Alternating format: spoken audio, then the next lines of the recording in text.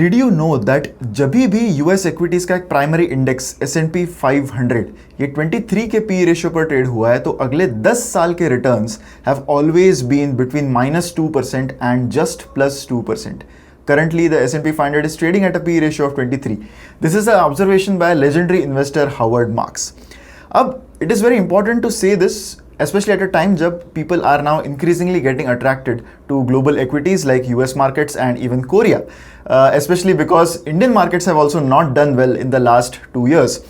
लेकिन it is very important to say this at such times कि always look at your overall asset allocation while investing. It is very important for retail investors to always look at that, specially ऐसे समय पर जब valuations जो है they are higher than historical medians, right. ऐसे समय पर मार्जिन ऑफ सेफ्टी जो है वो कम रह जाता है एंड रिटेल इन्वेस्टर्स के हाथ में prediction is not in their favor, right? So what is in your favor? It is margin of safety. Margin of safety को आप हमेशा कंट्रोल कर सकते हो and that is something that retail investors should always look to do. Having said that, it doesn't mean that I am saying that global equities will not do well.